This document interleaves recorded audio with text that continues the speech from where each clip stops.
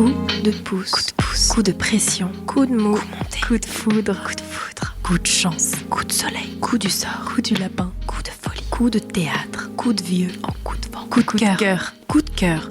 Les coups de cœur littéraires de la librairie Landru par Pascal Farge. Les sources de Marie-Hélène Lafont aux éditions Buchet-Chastel.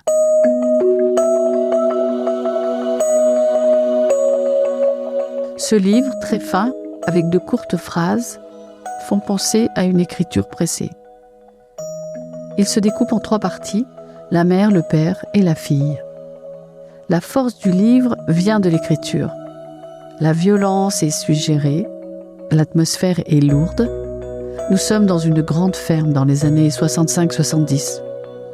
Extérieurement, tout va bien. Mais à l'intérieur de cette famille, la vie est moche. Le père n'a plus d'amour pour la mère, c'est le maître des lieux. Il y aura de l'émancipation, mais pas de transmission. Le chemin de la vie sera caillouteux dans cette région du Cantal, mais une source de douceur apaise Claire, la fille. La ferme sera vendue. Terriblement fort, ce roman veut plus qu'une lecture.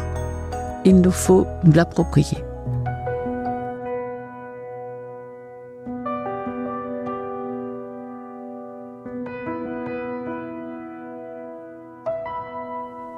Il dort sur le banc.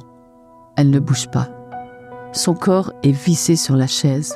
Les filles et Gilles sont dans la cour. Ils sont sortis, aussitôt après avoir mangé. Ils savent qu'il ne faut pas faire de bruit quand il dort sur le banc. Claire a refermé derrière elle les 2 portes, celle de la cuisine et celle du couloir. La table n'est pas débarrassée, mais elle s'en occupera plus tard quand il aura fini la sieste. Une lessive sèche dans le jardin. Nicole l'a écartée sur le fil avant de partir. Il faudra ramasser tout le linge, repasser, ranger, préparer les vêtements des enfants pour demain, les leurs aussi, cirer les chaussures. Elle est contente de descendre chez ses parents. Elle voudrait être contente. On sera chez elle, de son côté. On pourra rire et parler fort. Il n'aura pas le dessus. Chez elle, il n'a pas le dessus. Il mange et il se tait. Dans 3 semaines, le 30 juin, elle aura 30 ans. 30 ans, 3 enfants. Isabelle, Claire, Gilles. 2 filles et un garçon. 7, 5, 4 ans. Une ferme, une belle ferme. 33 hectares, une grande maison, 27 vaches, un tracteur, un vacher, un commis, une bonne, une voiture, le permis de conduire. Heureusement, elle a le permis de conduire. Sa mère a eu raison d'insister pour qu'elle le passe. Isabelle, Claire, Gilles. Les 3 prénoms reviennent toujours dans ses listes. 3 enfants, 3 prénoms. 33 hectares, 30 ans. Elle s'accroche à ses listes. Isabelle et Claire sont sur les balançoires, Gilles les regarde. Il est assis sur le mur, les bras croisés sur la poitrine. Il tend ses jambes nues en imitant la cadence de ses sœurs qui cherchent à se donner de l'élan. Elle n'aura pas d'autre enfant. Il sera le dernier.